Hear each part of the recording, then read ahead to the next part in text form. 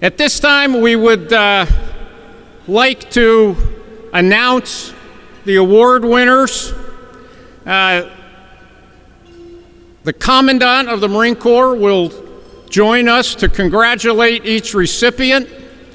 Susan Hodges, who spearheads our awards program, will read through each award category and announce the winner. Susan, General Neller.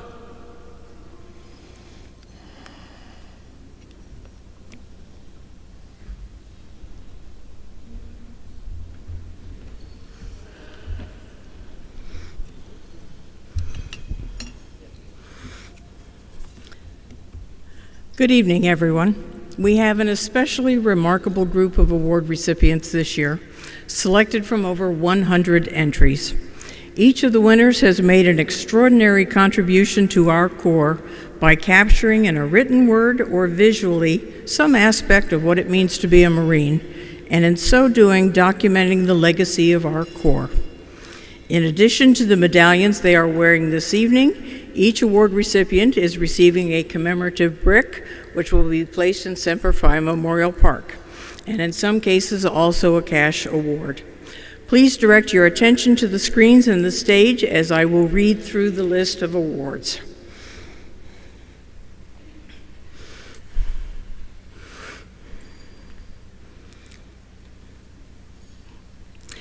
This year's Colonel Joseph Alexander Award, recognizing a distinguished work of biographical or autobiographical literature about a Marine, goes to Dr. Fred Allison for his editing of the book We Were Going to Win or Die There, Marines at Guadalcanal, Tarawa, and Saipan.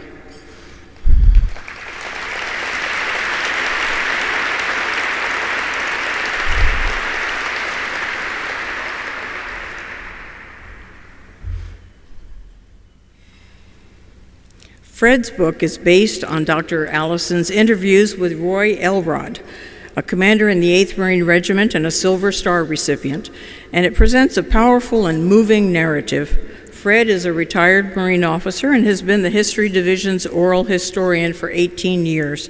Coincidentally, Fred and Roy grew up in the same small town, Muleshoe, Texas.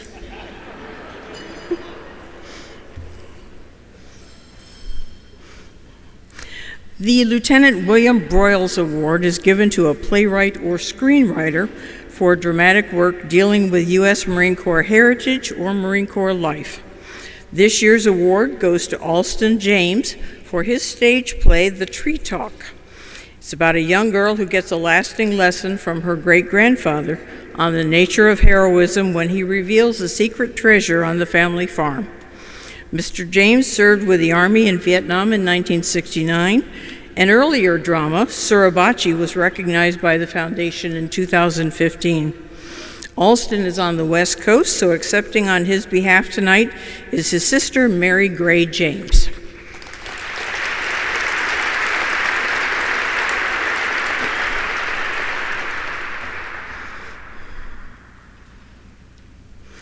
The Sergeant Major Dan Daly Award recognizes a distinguished example of still photography by an individual, which consists of a collection of photographs capturing U.S. Marines or Marine Corps life.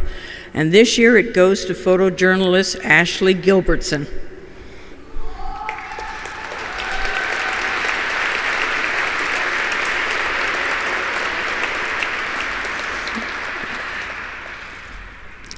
Ashley, his series of photos is called Bedrooms of the Fallen, and it was published in the New York Times Magazine. Gilbertson reminds us that the wars in Afghanistan and Iraq have reached deep into homes.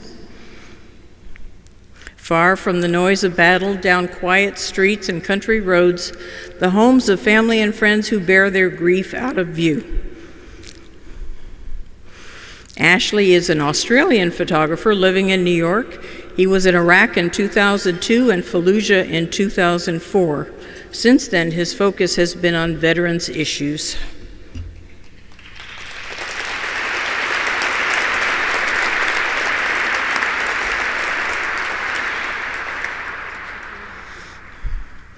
The Robert A. Gannon Award is given for a distinguished volume of original verse by a Marine poet or dealing with Marine Corps life.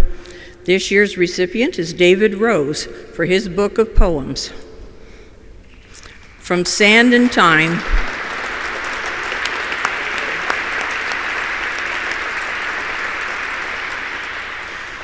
the poems engage a cataclysmic self-reflection coming with the complexities, times, and demands of the wars in Iraq and Afghanistan. An evocative collection of rhyme and free verse from Sand and Time weaves through ambition and belief, doubt and loneliness, deployment, combat, and what waits thereafter. David is a former recon Marine and veteran of the Iraq War. He holds a master's degree in philosophy of the social sciences from the London School of Economics and Political Science.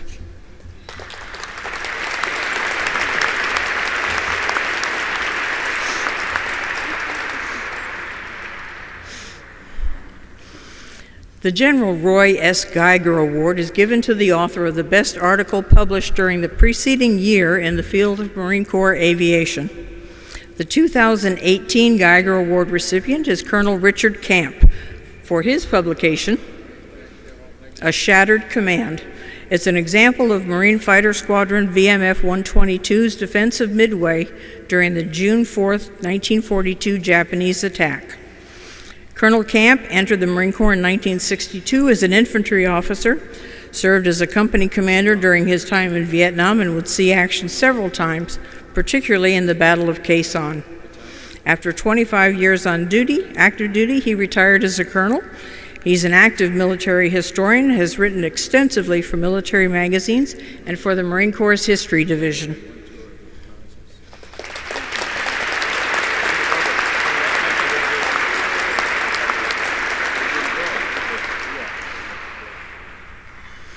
The Sergeant William Gnaust Award is given for the best news story video, less than 40 minutes, dealing with a Marine Corps-related event. This year's award goes to CWO2 Michael Kropnicki for his documentary, History of Camp Lejeune. Mike has served as an active duty Marine since 1981. As a sergeant, he served in Fallujah and Ramadi. Then, as a combat videographer, he deployed again in support of Operation Iraqi Freedom. Now a Chief Warrant Officer 2, he's stationed at Marine Corps Base Hawaii as a Communication Strategy and Operations Visual Information Officer. Unfortunately, he was unable to travel here for the presentation tonight.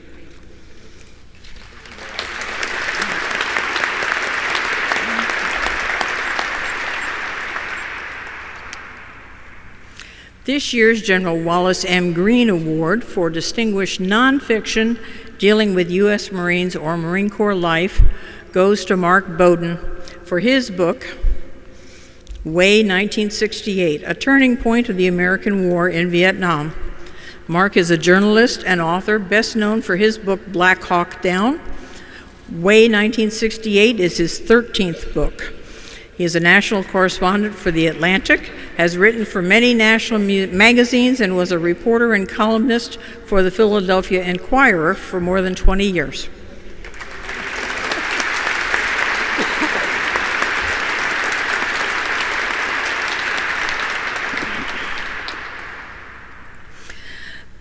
There's one award to be presented tonight that is, I skipped one.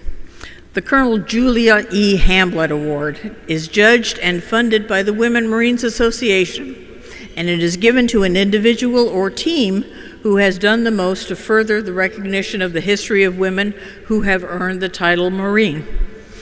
This year's award goes to Sergeant Casey Shea Craven, U.S. Marine Corps.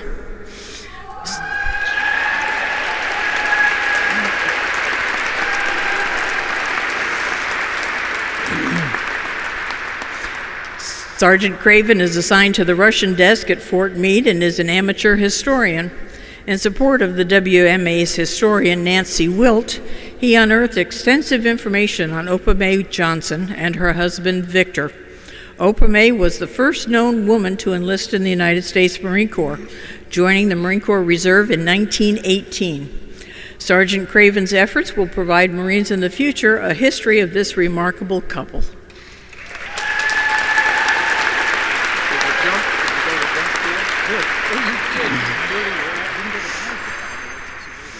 All right.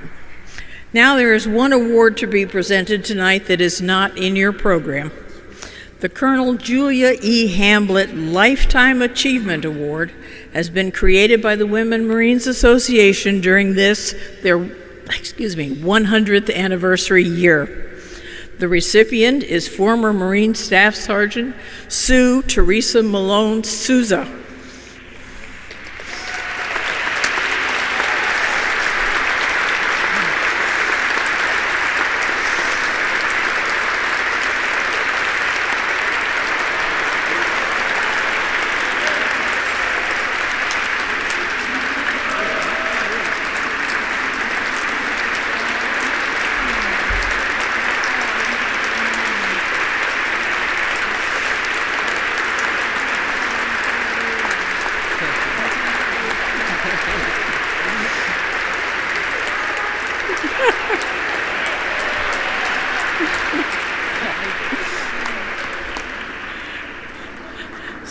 Since Sue first joined the Corps in 1948, she has dedicated herself to preserving the history of women Marines as an active duty Marine, a federal civil servant at the U.S. Geological Survey, and director and then president of the WMA. Treasures she stored in her home became part of the Women of the Corps collection. This award recognizes a life that has indeed been very well lived, not for self but for others, God, country, and Corps, and the women and men who serve. Congratulations, Sue.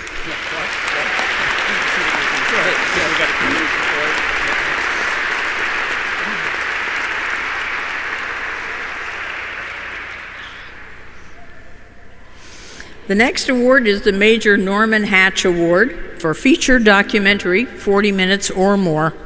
And it goes this year to Stephen L. Smith for his film, George W. Ruth, American Marine, World War I.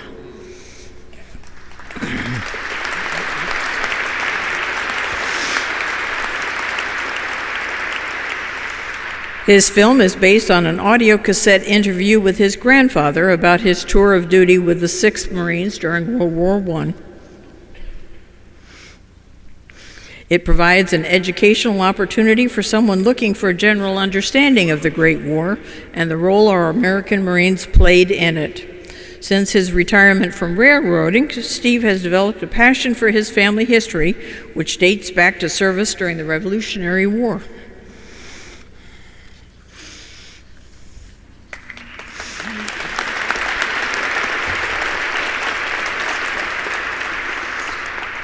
The Colonel Robert D. Heinel Jr. Award is given to the author of the best article pertinent to Marine Corps history, published in a newspaper, magazine, journal, or other periodical during the preceding year. This year it goes to journalist Dan Lamott for his article and podcast, Brothers in Arms.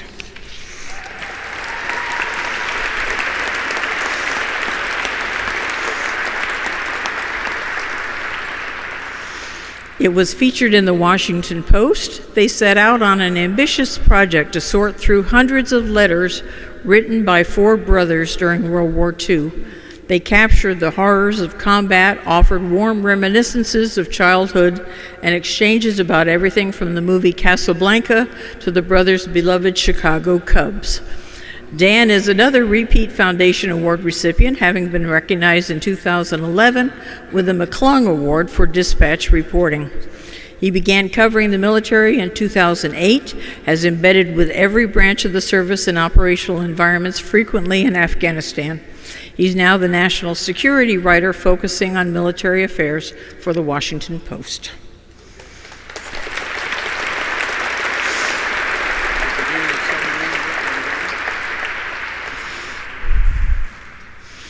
The Colonel John H. Magruder III Award is given to an individual or organization that makes available to the public an exhibit pertaining to Marine Corps history. The exhibit portrays panels, text, art, or artifacts at a traveling or fixed location. The 2018 Mcgruder Award is being presented to the 2nd Battalion, 8th Marines for their exhibit, What is Your Legacy?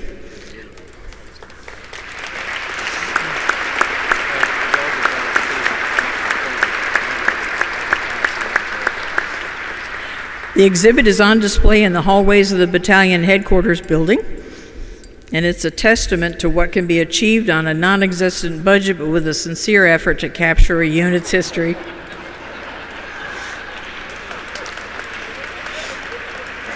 Accepting on behalf of the battalion is Lieutenant Tom Vutsos.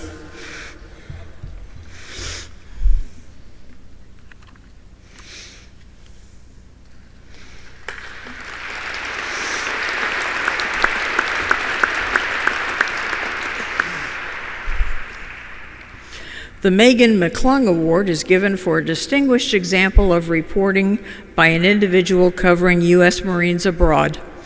Being recognized this year is a team from Vice News Tonight on HBO for their report Inside the Marines' Fight Against the Taliban in Afghanistan. Accepting for the group tonight is their correspondent Seb Walker, who spent time with U.S. and Afghan forces and reported for the Vice News Tonight team, which accompanied an Afghan-led counterinsurgency operation deep into the Helmand province. Their video provides insight, drama, and compelling journalism.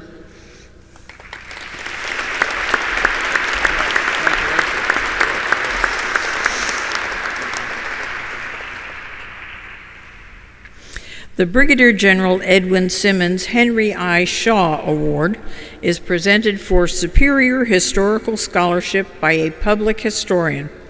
The 2018 award is given to Annette Ammerman for her work on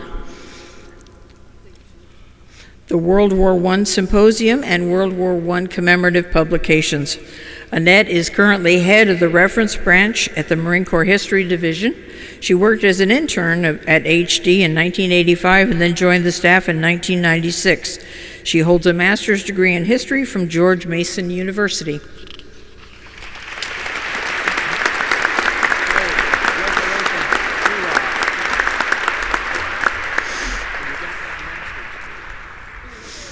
The General Oliver P. Smith Award is given for a distinguished example of local news reporting by an individual that illuminates the Marine Corps' relationship with local communities. The 2018 award goes to Erica Ritchie for her report in the Orange County Register.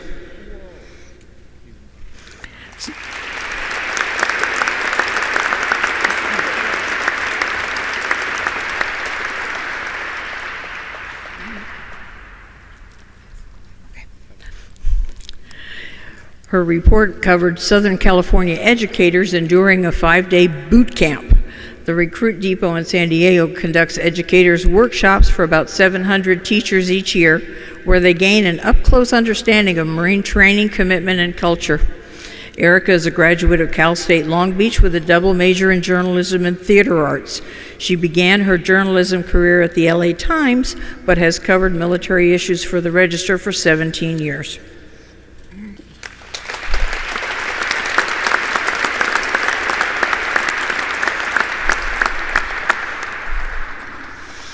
The Sergeant Major Bradley Castle Award is given for a distinguished example of a single still photograph by an individual which captures the character of the Marine or the core values of the U.S. Marine Corps.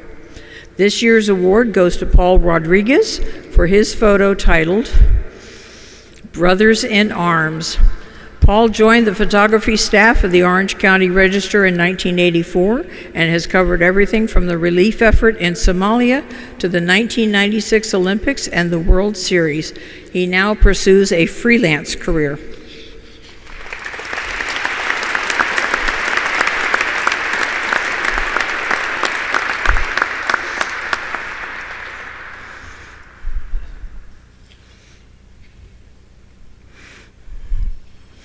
The Colonel John W. Thomason Jr. Award is given for excellence in the fine or applied arts in depicting the historic or contemporary Marine Corps. This year we recognize artist Chris Cooksey for his extraordinary sculptures.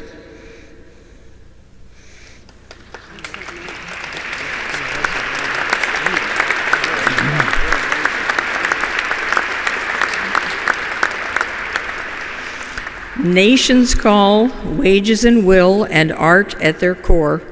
which were commissioned by the Marine Corps Recruiting Command. They are all on display here on the second deck of the museum. Chris works in sculptural media mixed assemblage techniques. His works have been featured in many art and cultural publications and are prized by collectors. He lives and works out of Lawrence, Kansas.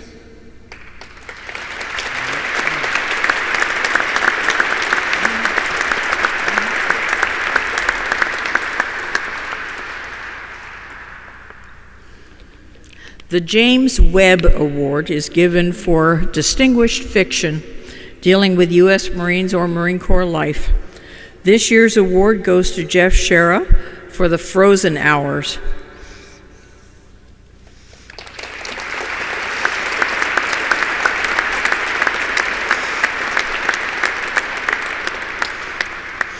His book deals with the dramatic story of the Chosin Reservoir Campaign in Korea.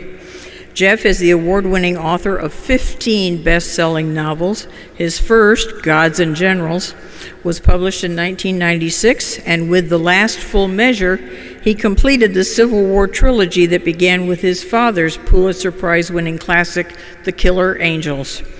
He has been selected to give the annual Dedication Day address at the cemetery in Gettysburg and received the Bob Hope Award for Entertainment from the Congressional Medal of Honor Society in 2017.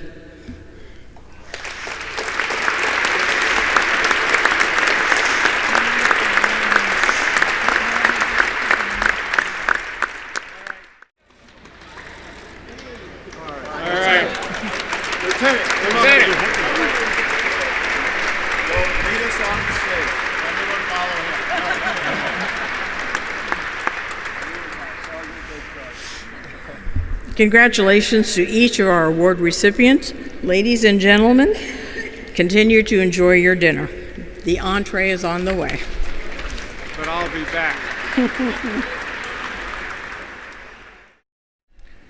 Ladies and gentlemen, recently we have come to know an incredible organization that is worthy of recognition.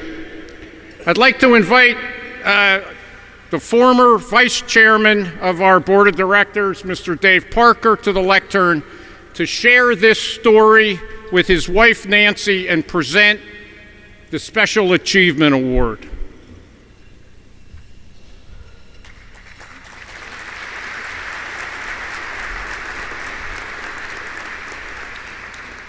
Good evening. Thank you, General Blackman, for the privilege of introducing the next award recipient. For those of you who don't know, we have had a long connection not only to the Marine Corps through my service, Nancy's uncle's service, but also through our service with the Marine Corps Heritage Foundation. At the core, the foundation preserves and shares the legacy of the Corps and educates all Americans in its virtues. The next award recipient truly exemplifies these values and, more importantly, upholds traditions near and dear to every Marine. Currently, the Department of Defense estimates that more than 84,000 U.S. military personnel who served during and since World War II remain missing or are otherwise unaccounted for today. They are known as MIAs. Few in society are aware of these numbers, and even fewer appreciate exactly what they mean. These missing represent a humanitarian disaster, not only for our nation, but for the families of those who served. The honor and dignity of being able to lay these military personnel to rest in appropriate burial grounds and provide their families with closure is paramount to recognizing their service, their sacrifice, and the history to which they contributed. Mark Noah is the founder of History Flight, a nonprofit organization dedicated to researching, locating, recovering, and returning the remains of U.S. military personnel to American soil. Mark originally founded History Flight to honor and preserve American aviation history. It occurred to him that while the restoration of military airplanes was interesting, recovery of the flight crews themselves was the highest priority. He began researching air crashes, assembled a team of experts to assist, and his efforts expanded from there. Mark began raising money to underwrite expeditions by offering rides on World War II airplanes, and over the past 10 years has sent more than 100 search and recovery teams all over the world to locate the sites of missing servicemen, to recover them, and to bring them home. Mark and his staff at History Flight are credited with the recovery of more than 60 MIA personnel in the past several years, as well as locating remains associated with some 200 U.S. service personnel. Most notably, in 2015 and 2017, History Flight recovered the remains of long-missing U.S. service personnel, primarily Marines, from the 1943 Battle of Tarawa. These efforts represent the two largest discoveries of U.S. battlefield remains since the Korean War. Mark is truly preserving the culture of the Marine Corps and honor every Marine and Marine family. As the foundation team considered this evening's recognition of Mark and his team, it recognized that some of you have experienced having a relative, a friend, or a relative of a friend who was or is an MIA. Others of you have lived in a community which has honored and recognized a returning MIA. For you that have not personally had such an experience, the foundation asked Nancy if she would share with you what it is like to bring a family together again after over 70 years. Unfortunately, Nancy had the bad luck about 3 weeks ago of experiencing a bit of an injury to her right ankle, which kept her off the plains this week. And she's healthy back home in Colorado for 2 weeks. Given that traveling across country this soon was not too wise, Rusty arranged to record her comments for you this evening. So at this time, if you would look at the screen.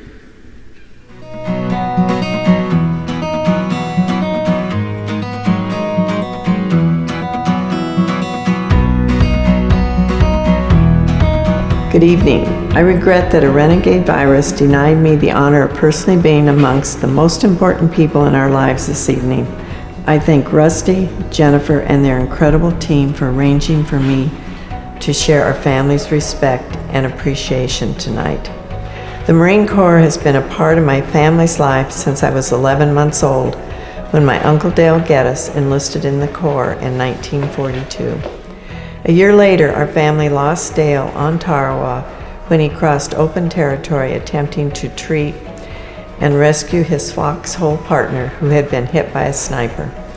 For years, I had listened to my father, Dale's older brother, and my grandparents, Dale's parents, speak about this talented young newspaper journalist who left the Great Plains of Nebraska and Wyoming to join the Corps in the Pacific. My grandmother always knew he would come home, as evidenced by the burial plot and headstone she had placed between the burial sites of she and her husband, Dale's father. I first heard from my family of the Marine Corps promise that all Marines would be returned home. Years later, in the middle 1960s, I again learned of this pledge when Dave, as adjutant of Marine Barracks Pearl Harbor, served as casualty notification officer for the Central Pacific. He traveled to the islands to uphold that pledge to other parents and family members. both to notify families and then to conduct military burials. When Dave was given the opportunity to join the Marine Corps Heritage Foundation Board of Directors to raise funds and construct this magnificent home for the Corps, we recognized an opportunity to honor and remember my Uncle Dale by underwriting the Tarawa exhibit in his name because his remains had yet to be recovered and returned to his parents' side. When I received the request in 2015 to submit my DNA because Dale's remains may have been located on the battle site, our far-flung family was both excited and humbled that perhaps we would see the Marine Pledge carried out. We then learned of the efforts of Mark and his team that led to this discovery. We were even more impressed that this humble non-Marine and his team, which included Marines, had taken on the task of locating and returning others like my Uncle Dale. The extended Geddes family owes so much to Mark and the History Flight crew, but for them, Dale, his fellow Marines, and others might never have returned home, at least in the lifetime of those who remembered them. For this, Dave and I and our extended family thank the Foundation and the Marine Corps for recognizing and honoring Mark and his team. I regret that I am unable to shake their hands, but look forward to the day I can. In closing, I want to share with all of you that what Mark and his team are doing is not just bringing my uncle home to our family, but returning him and others to their hometowns like Grand Island, Nebraska, where the entire community can and will come out, and with bands, law enforcement, fire departments, veterans, and schools will escort at last these heroes to a proper final resting spot with their families.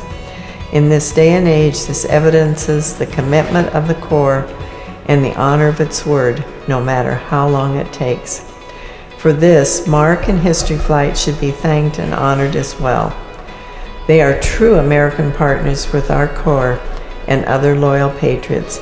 We look forward to the day when Tarawa will exhibit at your museum, will recognize the part Mark and History Flight played in returning Dale to his family in Grand Island, Nebraska with full Marine Corps honors. Thank you, Mark, and all of your team.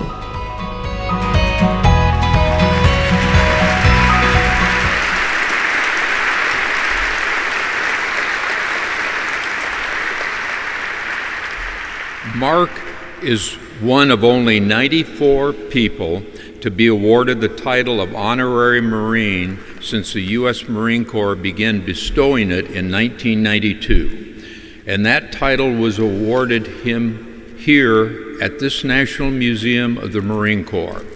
So now in this same museum, it is fitting that we award Mark with this Special Achievement Award.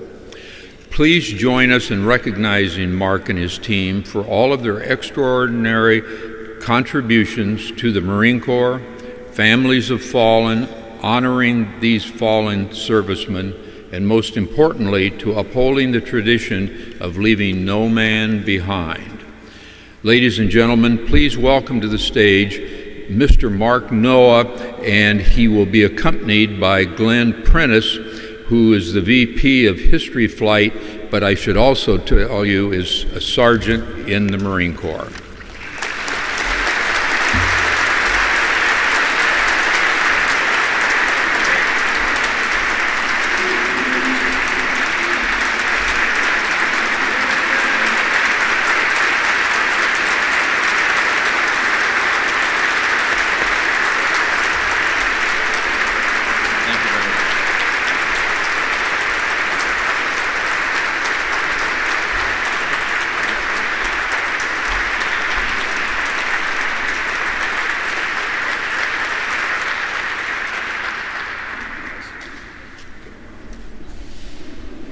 Thank you very much.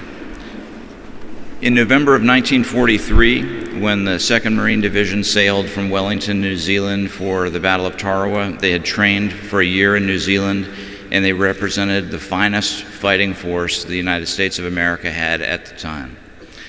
When they stormed the beaches at Tarawa, In 76 hours, they were able to take the island, and they suffered more than 50% casualties, and more than 50% of the casualties remained missing at the beginning of our project. Today, more than 100 have been recovered, and it is our humble honor to have been part of the project, to have recovered Marines like Dale Geddes and many others.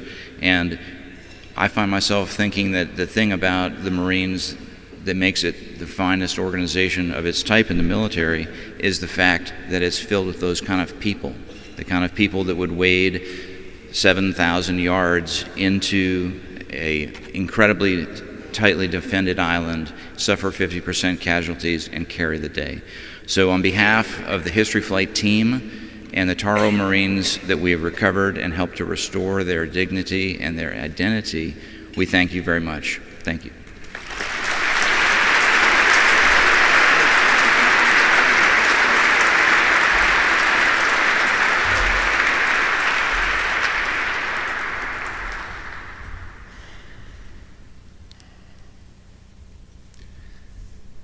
Well, thank you, Dave and Nancy back in Colorado.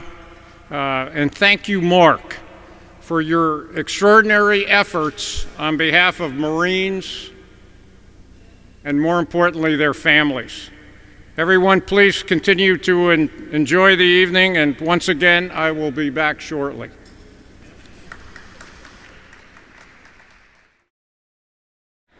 Ladies and gentlemen,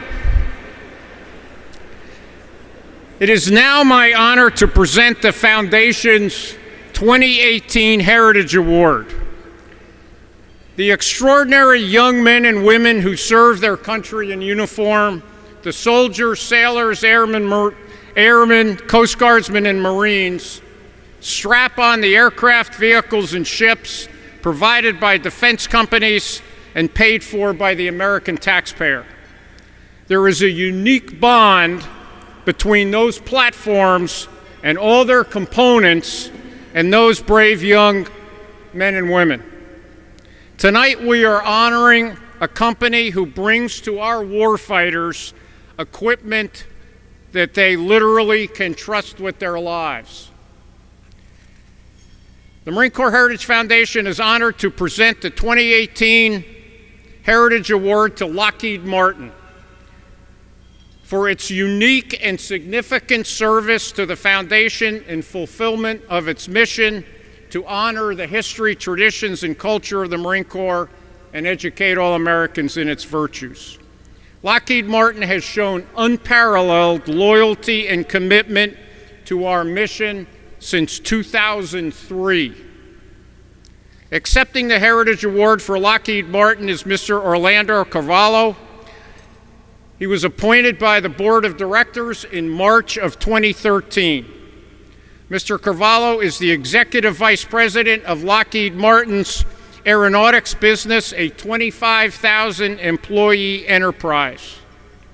In his 36 years with Lockheed Martin, Mr. Carvalho has held several highly significant leadership positions, to include serving as the Executive Vice President and General Manager of the F-35 Lightning II Joint Strike Fighter Program, President of Lockheed Martin's Mission Systems and Sensors, and General Manager and Vice President of Surface Sea-Based Ballistic Missile Defense Systems. Mr. Carvalho serves on the Board of Directors for the Smithsonian National Air and Space Museum and on the Board of Advisors for the University of Maryland Robert H. Smith School of Business. Ladies and gentlemen, I am honored to present the 2018 Heritage Award to Mr. Orlando Carvalho and the Lockheed Martin Corporation. Mr. Carvalho, please join me on the stage.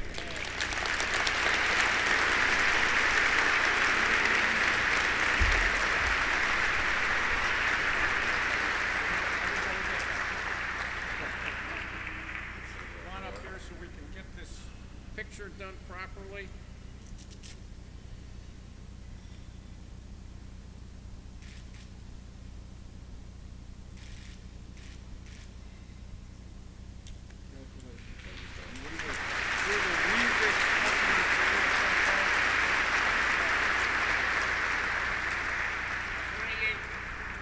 2019 Heritage Award to the Lockheed Martin Corporation.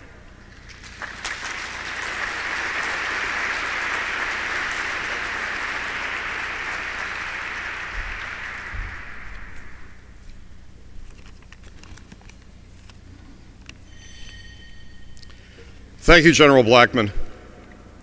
It is my honor to accept this award this evening on behalf of the men and women of Lockheed Martin. Our Chairman and Chief Executive Officer, Marilyn Hewson, sends her regrets that she was unable to attend this evening's dinner. She is presently on international travel, but thanks the Marine Corps Heritage Foundation for distinguishing our company with the 2018 Heritage Award. Secretary Mattis, Secretary Spencer, General Neller, General Kelly, General Blackman, distinguished guests, friends, and honorees, thank you again for recognizing the Lockheed Martin team tonight and allowing us a moment to pay tribute to the legacy of the United States Marine Corps. For decades, we have endured a long-standing partnership with the Marine Corps and our entire armed forces. In every occurrence, from the past and into our future, we are committed to providing technologies and capabilities that will meet any global challenge. It truly is the brave members of our armed forces who inspire us every day to design, develop, produce, sustain world-class products and services. That inspiration also comes through our belief that we have an innate understanding of what it means to serve. In fact, 1 in 5 employees in the Lockheed Martin Corporation is a veteran. Many of us have family members or close friends who are actively serving. And for those of us who joined this aerospace engineering profession right out of college, as I did, you quickly learn this is not just another job. You come to appreciate and fully absorb the extraordinary seriousness of the duty we have to deliver the most capable warfighting capabilities to our soldiers, sailors, airmen, Coast Guardmen, and Marines. Simply said, commitment to our armed forces is in our DNA. Our strong partnership, our collective innovation, ensures the Marine Corps has the most advanced aircraft and weapon system capabilities in the world. At this moment in time, what is particularly meaningful for Lockheed Martin, and frankly for me personally, is your continued support and commitment to the F-35 Lightning II aircraft. Throughout the development and production of the F-35 program, you have faithfully stood by us, even when we face some of our greatest challenges. When the Marine Corps F-35B development reached its lowest point in 2010 and was placed on probation by the Secretary of Defense, the resolve of the Marine Corps to see the F-35B complete its development and become operational only got stronger. Your unwavering trust, confidence, and commitment in us only strengthened our resolve to deliver you the greatest fighter jet. Within 1 year of the announced probation, and with the unrelenting commitment of the Marine Corps, 2 F-35B aircraft executed their first at-sea test in October of 2011, making over 70 successful vertical landings and short takeoffs on the USS Wasp. Shortly thereafter, Secretary Panetta accepted the Commandant's recommendation to remove the F-35B from probation. The Marine Corps has never looked back.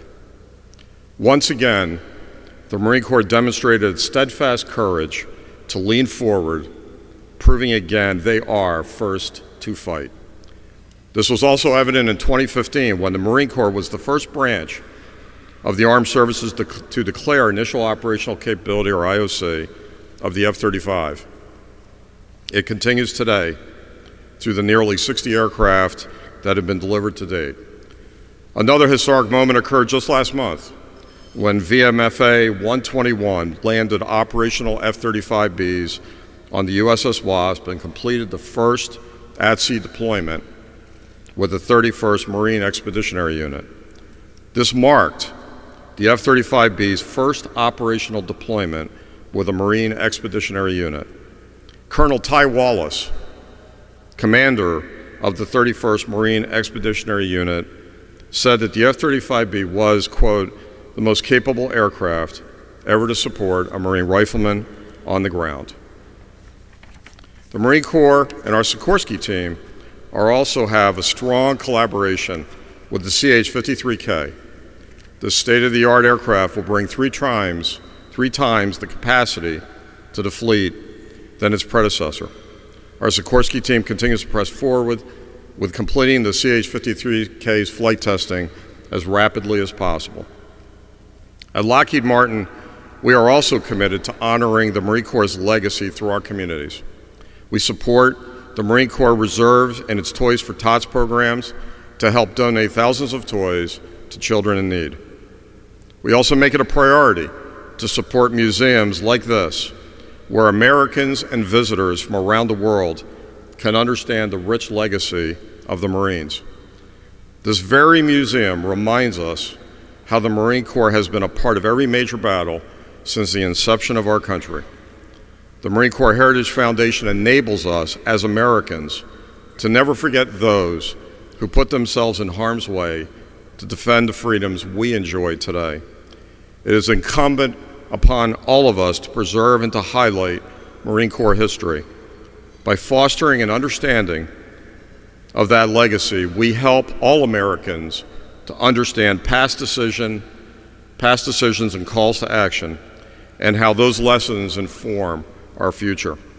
In closing, and on behalf of all of my Lockheed Martin colleagues, we offer profound respect for those who make the sacrifice that exemplifies service before self. Through this partnership, we will continue to support the missions of the U.S. Marine Corps and recognize those who fight for all of us. We faithfully stand by you. Thank you.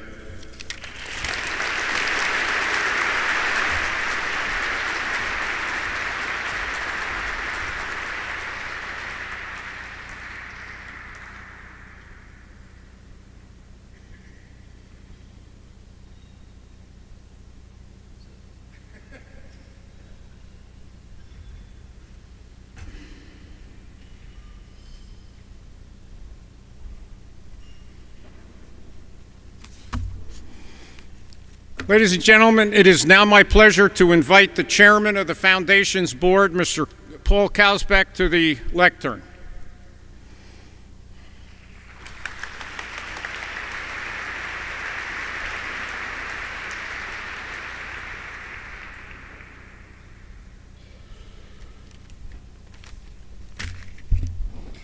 Good evening. It's my distinct honor to announce our Lieutenant General John A. Lejeune Recognition for Exemplary Leadership. The Foundation established this honor to recognize individuals who have demonstrated leadership in their chosen profession or appointed or elected position that is clearly exemplary and worthy of emulation.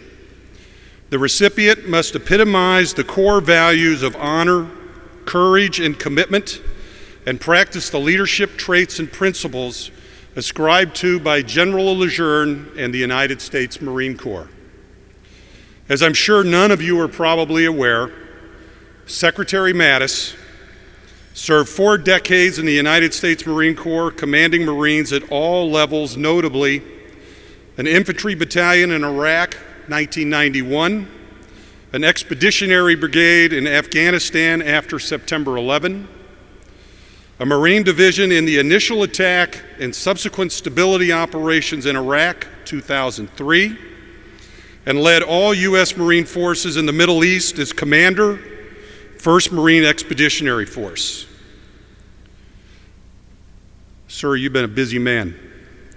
During his non-combat assignments, Secretary Mattis served as Senior Military Assistant to the Deputy Secretary of Defense, Director, Marine Corps Manpower Plans and Policy, Commanding General, Marine Corps Combat Development Command, and as Executive Secretary to the Secretary of Defense.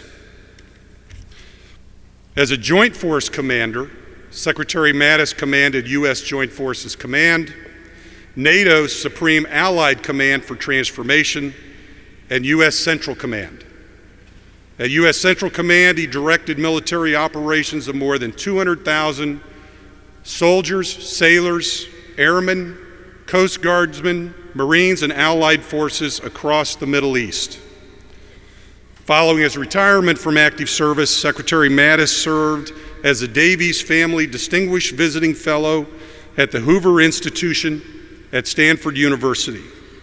4 years later, he was once again asked to serve his nation, now as 26th Secretary of Defense. I am honored to present the 2018 Lieutenant General John A. Lejeune Recognition for Exemplary Leadership to a strong and compassionate leader without peer, the Secretary of Defense, James N. Mattis. Ladies and gentlemen, please welcome Secretary Mattis.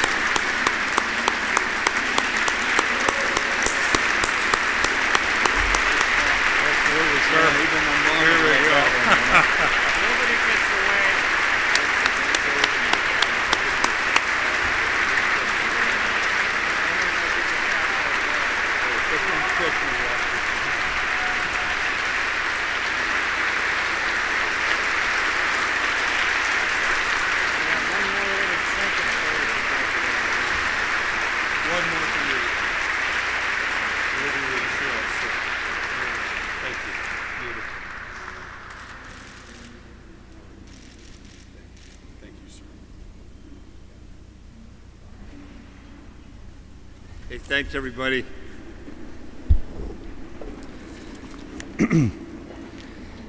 I'm not going to go through the list of all the distinguished guests here this evening because I know that there is astonishment among all of us here tonight that I would be standing here in this position right now talking with you. I can guarantee you no one is more astonished than myself.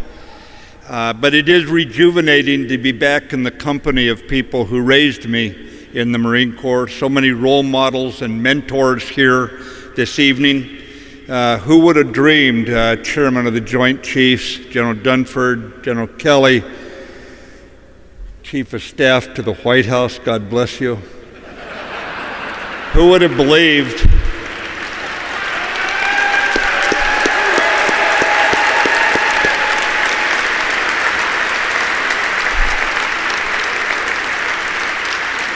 Who would have believed when we took some poetic license and redesignated the 7,000 sailors and Marines of Regimental Combat Team 5 under General, then Colonel Dunford, and redesignated them as the 5th Reconnaissance Regiment and sent them over the Tigris River to seize it when we were told to hold fast. We were just doing a reconnaissance, General Gray, I promise you. But who would have believed that day that we would be sitting where we are today? It's a reminder you can make your plans about life and God will laugh at you. I think too that in putting my words together, General Sheehan was guiding me, and I thought that since after dinner speech does not have to be, very long, that I'd just give a 2-hour quick summation of Clausewitz's theory of warfare, and then we'd get into the meat of it. And then I thought, I'm the only thing between you and the Commandant of the Marine Corps, I'd better not do that. First, I have to say to the Gold Star families that are here tonight, we don't forget. You have our respect, you have our love, and we know the memory of those you hold closest. As Lawrence Binion put it, at the going down of the sun and in the morning, we will remember them. And remembering is at the very heart of what the Heritage Foundation does for all of us here this evening. To our hosts, thank you for your tireless efforts as custodians of courage and for your mission to promulgate this legacy. There was a Greek poet I'm proud of referring to often, lived a couple thousand years ago, a guy named Pindar, who said, "Left unsung, even the noblest deed will die."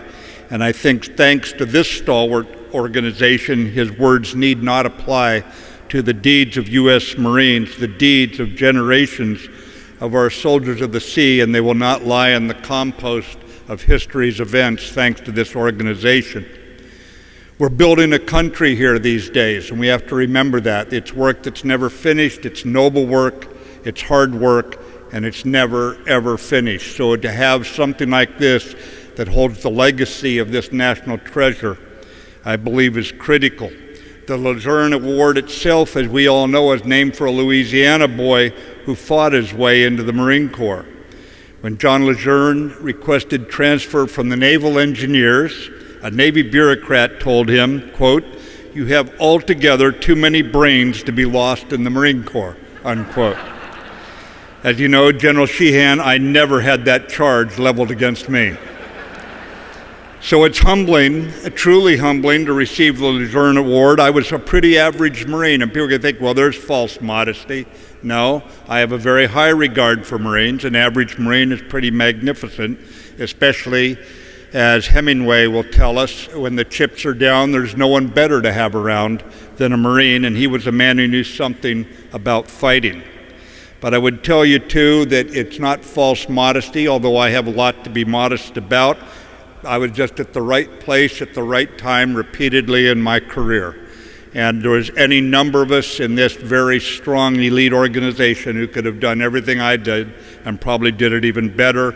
And they could be standing here tonight representing all of our values and do it just as well or better. I'm here only because I had extraordinary mentors from my first days in the Corps. Extraordinary in every sense, and they were from the Vietnam generation, is the generation that raised me and taught so many of us of my generation to stand and to deliver when it was curtain time in hell, to close confidently and ferociously with the enemy, and to never abandon our fighting faith for the false security of pessimism or the false refuge of cynicism. We knew that attitude is the best weapon system we have in the Marine Corps. When our turn came and Marines of my time crossed the line of departure, we never feared one time the enemy. We only feared that we might somehow disappoint those of you who had gone before us and who had coached us. But thanks to the tough NCOs and the officers who raised us, the player coaches, each of those NCOs harder than petrified woodpecker lips, the issue was never in doubt. And with all gratitude, more gratitude than I can even muster the words to say, I will tell you that this honor cannot be presented to me. It can only be presented through me to the brighter stars in the constellation of our magnificent Corps. The Marine Corps forged us all who served alongside me. I felt it forging all of us as we went along. And any position I occupy today is the result of its training, its culture of excellence, and the habits I acquired in the company of warriors. Those who knew, as General Lejeune said, the true soldier's Elysian state is preparedness for war. For so many of us here, when fate tapped us on the shoulder, it did not find us unprepared. And that's a testimony to our elite, unconfused Marine Corps. Because of the Marine Corps, we knew that our sailors and Marines' spiritual strength was always our strongest weapon, that hardness, swagger, and confidence are appropriate so long as we live this side of heaven. And then to quote General Lejeune again, there is no substitute for the spiritual in war. Unquenchable courage and unquenchable determination crush out fear, and death becomes preferable to defeat or dishonor. For Marines are undistracted in their purpose to fight and win the nation's wars. A great strength of the Marine Corps over the decades has been this lack of institutional confusion in our Corps. It's a tradition passed down over generations of soldiers of the sea, and today's leaders of our Marine Corps hold the Corps in usufruct. And I'm always careful never to drink before I say that word. It's spelled U-S-U-F-R-U-C-T. It comes the first time I found it in American literature is written by Thomas Jefferson. Basically, it comes from an agricultural point of view. Some people in farming industry say you can change the course of the streams on your land, you cut the trees down, you can plant crops, you can do whatever you want. You must turn it over to your son or daughter in as good a shape or better than you received it. And that is the charge for every Marine leader today. I would tell you that our lack of institutional confusion, knowing that we must fight well and win, is what guides our decisions, and you proudly raised me in that tradition. So today, ladies and gentlemen, the charge to the Department of Defense is that every policy we have, everything we do, will be designed to increase the lethality of our military, because we are not deserving, simply because we were born Americans, of victory on the battlefield. We're going to have to earn it. And we're going to need the same ferocity in our warriors that we heard about tonight on Tarawa. We're going to need that same ferocity in the future. For this experiment in democracy to long endure, it will require the raw human spirit of those who seek out danger far from the well-lit avenues of life, Marines who are upright and not those who need to be kept upright, to quote Marcus Aurelius, ethical to the core of their being, fierce in the fight. It will require these young, high-quality volunteers who look past the hot political rhetoric and voluntarily sign a blank check to the American people payable with their lives. Those volunteers will come if we tell the story of what they can become. Courage, honor, and commitment will beckon to them. The Marine Corps Heritage Foundation tells this story, and in telling it, you not only preserve the legacy, you also ensure the future safety of our nation, our great big experiment in democracy. Tonight, we all salute an unconfused Marine Corps that does not tilt with every fad, that recognizes a democracy, even a progressive liberal democracy in the classic sense, needs defenders, needs a Corps with old-fashioned, even quaint values of ethics, of loyalty, of chivalry, and as well as being very, very tough fighters. A Corps that speaks with manly firmness, to quote our Declaration of Independence, manly firmness to power, and to quote others who say that whether on the battlefield against an enemy who thought by hurting us on 9/11 he could scare us and learned that we don't scare, or speaking on Capitol Hill with great respect to the Congress that has saved our Marine Corps decade in and decade out and through thick and thin, we remain true, recognizing that the auditor of us all is war, and it's a very tough auditor. It is a very exacting auditor, and we know that we are going to have to survive that audit at some future fight. So I would just tell you tonight, ladies and gentlemen, thank you for having me stand here back among a family that I grew very proud of. I could have never believed the Marine Corps would allow me to serve so many years in your ranks, and I would not have changed one thing. I just wish I could do it all again. Thank you, and Semper Fidelis.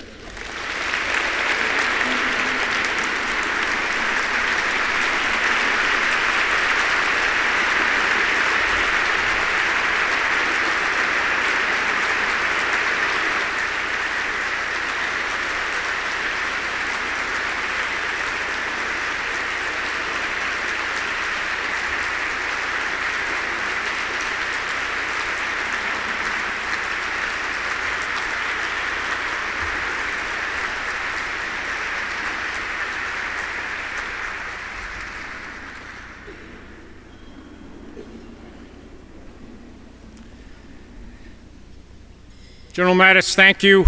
Thank you for being here. Thank you for accepting the Luzerne Award. And most importantly, thank you for continuing your extraordinary service to our nation. Thank you.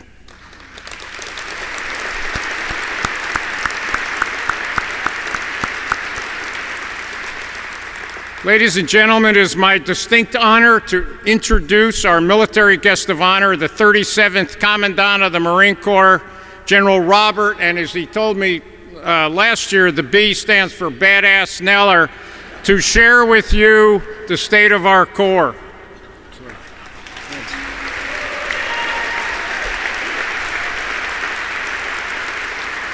Okay, so General Blackman I promised him that I would come to this event every year, so this year I called him. I go, well, who's going to be there? He goes, well, you get to follow the Secretary of Defense.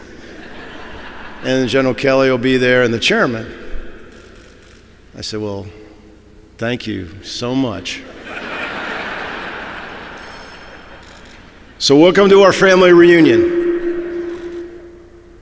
It's great to see everybody, and it'd be difficult to follow the words of Secretary Mattis, because many of us have served with him, for him, and many of you in this room.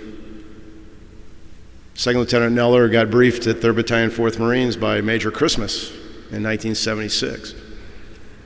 I used to run away from Colonel Sheehan. He actually, you got to put this tonight in context, because General Sheehan said, hey, you're doing a good job, kid.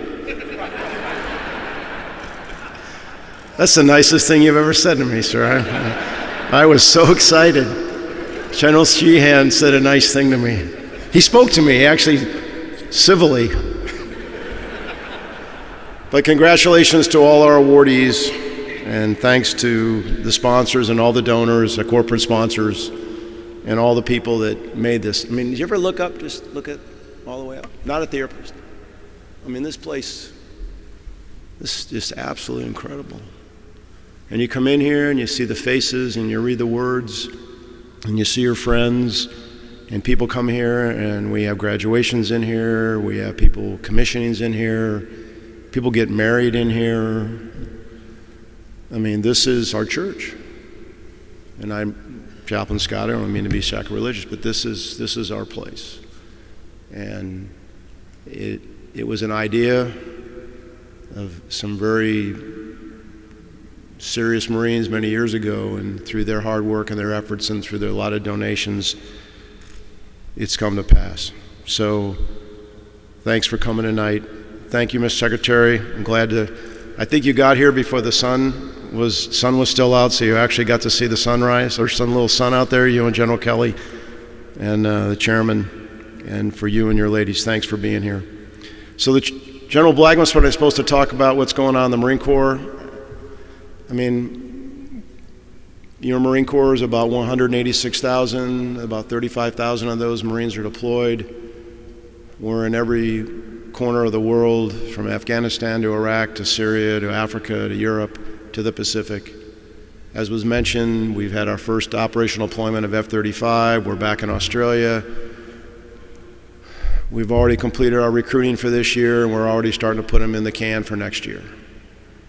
So we've got money, we're hopeful we'll have a budget, but we're in a good place. We've got a lot of work to do. The Secretary is asking us some really hard questions, he and Secretary Spencer, because it's all about lethality, it's all about readiness. It's all about making ourselves ready to go to war and to give our diplomats that space so that we don't have to go to war. But we have to be prepared to go to war, and we're working hard to do that.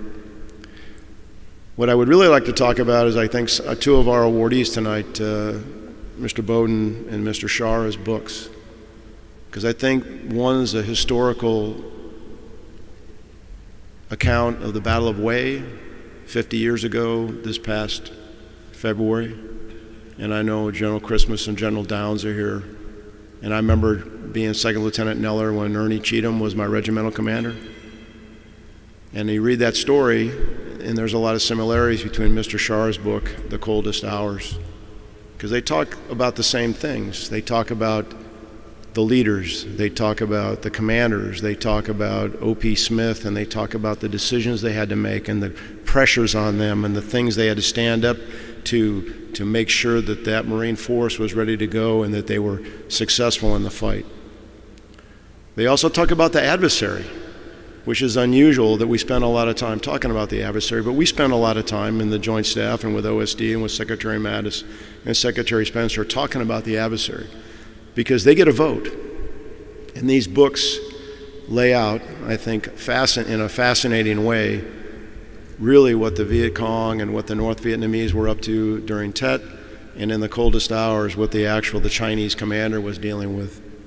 But I think the things that both of those books do that we have to remember every day, it talks about the rigor, the violence, the demands, the physical, the mental, the spiritual demands of combat. It tells you the story of what those Marines did at that time. And as Secretary Mattis says, it talks about what we who wear the uniform today have to measure up to, so that when our turn comes and our time comes, even though our time has been going on now for the last 17 years, and your Marines have acquitted themselves well. But we have to be ready for whatever that next fight is, knowing that it's going to be a tough fight, it's going to be a violent fight, it's going to test us to our absolute core, yet that we hope it won't ever happen. So we assess ourselves, we get ready, we anticipate, we change our training, we adjust to what we think is going to happen. We try to be prepared for whatever the eventuality comes our way so that we can bring as many of them home as possible and as many of our adversaries not. So I appreciate the opportunity to be here with you tonight.